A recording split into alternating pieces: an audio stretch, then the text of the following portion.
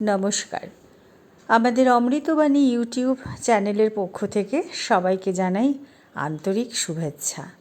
আমাদের আজকের অনুধ্যানের বিষয়বস্তু রাধা রূপিণী শ্রী শ্রী মা শারদা। আমরা জানি ভারতবর্ষ অবতার ভূমি।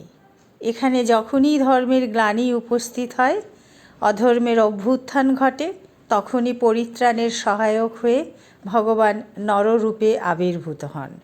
শ্রী শ্রী চণ্ডীতেও দেবী আমাদের আশ্বাস দিয়ে বলেছেন, যখনই দানবগণের প্রাদুর্ভাবে জগতে বিঘ্ন উপস্থিত হবে, তখনই দেবী আবির্ভূতা হয়ে শত্রু বিনাশ করবেন এবং ধর্মকে রক্ষা করবেন।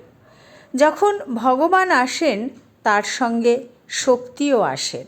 সশক্তিক ভগবানই যুগে যুগে আবির্ভূত হয়ে মানুষকে যুগধর্মে আস্থাবান করে তোলেন। এক কথায় তার সৃষ্টিকে রক্ষা করেন।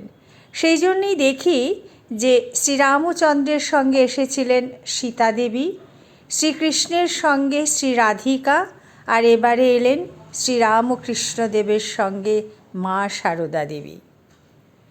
মায়ের রাধারূপ ধরা পড়েছে নানা জনের কাছে বিভিন্নভাবে। শ্রীরামকৃষ্ণ তাকে সীতা, সরস্বতী, আদ্যাশক্তি, ভবতারিণী প্রভৃতি বিভিন্ন রূপে যেমন চিনেছেন, তেমনি রাধা রূপেও উপলব্ধি করেছেন।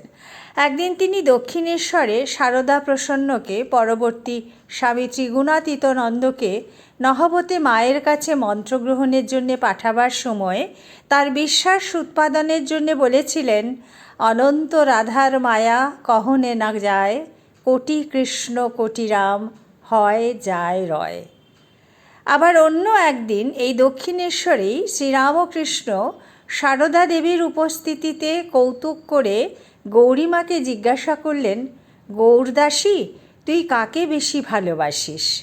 উত্তরে রঙ্গময়ী গৌরীমা গান গেয়ে বলে উঠলেন, রাই হতে তুমি বড় নও হে বাঁকা বংশীধারী, লোকের বিপদ হলে ডাকে মধুসূদন বলে, তোমার বিপদ হলে পরে বাঁশিতে বলো রাই কিশোরী। শোনা মাত্র লজ্জাশীলা মা গৌরীমার হাত চেপে ধরলেন, আর শ্রীরামকৃষ্ণ হাসতে হাসতে ঘরে চলে গেলেন।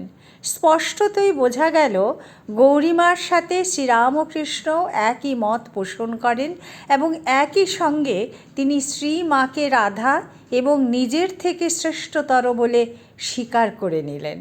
স্বামী অভেদানন্দও সারদা দেবী ধ্যান মন্ত্রে তাকে জানকী রাধিকা রূপধারিণীম রূপে বর্ণনা করেছেন। বৃন্দাবনে মায়ের অবস্থানকালে কয়েকটি ঘটনার মধ্যে একটি ঘটনা বিশেষ উল্লেখযোগ্য, যেখানে মায়ের রাধাভাবের প্রকাশ লক্ষ্য করা যায়। একদিন মা একাকী ধীর সমীরে চলে গেলেন। চতুর্দিকে শান্ত পরিবেশ, সামনে নীল যমুনা। মায়ের দৃষ্টি চলে গেল নিকট থেকে বহু দূরে। তিনি ভাবতে লাগলেন তিন কালের কথা। সরযূ তীরে শ্রীরামচন্দ্র, যমুনা তীরে শ্রীকৃষ্ণচন্দ্র, আর গঙ্গা তীরে শ্রীরামকৃষ্ণ। মাকে খুঁজতে খুঁজতে গৌরীমা ধীর সমীরে এসে দেখেন মা একাকিনী, বাহ্য জ্ঞানহীন, চোখের পলক পড়ছে কি পড়ছে না। গোবিন্দ ভাবিনী শ্রী রাধা আজ কৃষ্ণ বিরহে তন্মনা, কৃষ্ণের অদর্শনে ভাব বিহবল। ইতিমধ্যে যোগিন মা এবং যোগানন্দ মহারাজ এসে উপস্থিত। তখন সকলে মিলে রাধা নাম উচ্চারণ করতে করতে শ্রীমা ধীরে ধীরে স্বাভাবিক অবস্থায় ফিরে আসেন। সেই সময় যোগিন মা এবং উপস্থিত সকলেরই মনে হলো যে শ্রী শ্রী মা যেন ভাবমুখে চলেছেন এবং নানা রকম দর্শনও তার হচ্ছে। ঠাকুরের অদর্শনের পর শ্রীমা হাতের বালা খুলে ফেলেছিলেন। ঠাকুর মাকে দর্শন দিয়ে বলেছিলেন, তুমি হাতের বালা খুলবে না, আজ বিকালে গৌরদাসী এসে তোমাকে বৈষ্ণবতন্ত্র সম্বন্ধে বলবে। সেদিনই বিকেলে গৌরীমা এসে বৈষ্ণব শাস্ত্র অবলম্বনে শ্রীমাকে বুঝিয়ে দিলেন যে তার বৈধব্য অসম্ভব, কারণ তার চিন্ময় স্বামী।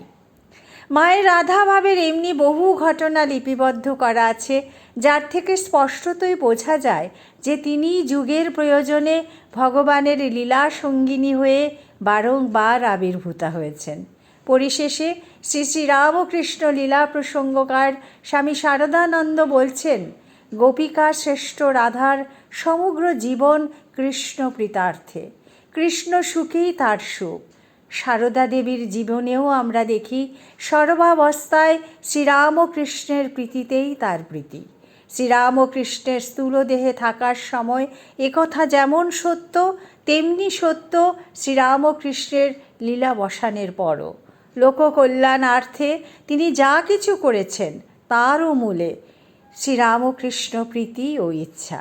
আজ পুণ্যদোল উৎসবের দিনে রাধারূপিণী শ্রী শ্রী মা সারদা দেবীর চরণে আমাদের ভুলুণ্ঠিত প্রণাম জানাই। আমরা এই ভিডিওটি তৈরি করতে নিম্নে উল্লিখিত গ্রন্থগুলো থেকে তথ্যসূত্র সংগৃহীত করেছি। শতরূপে সারদা স্বামী গম্ভীরানন্দ, শ্রী শ্রী চণ্ডী শ্রীমা আশুতোষ মিত্র তদেব, শ্রীমা সারদা দেবী স্বামী গম্ভীরানন্দ, সারদা রামকৃষ্ণ দুর্গাপুরী দেবী, শ্রী শ্রী লীলা প্রসঙ্গ স্বামী শারদানন্দ। জননীং শারদাং দেবীং রামকৃষ্ণং জগদ্গুরুং পাদপদ্মে ত্রয়ো শ্রিত্বা প্রণমামি মুহুর্মুহুঃ।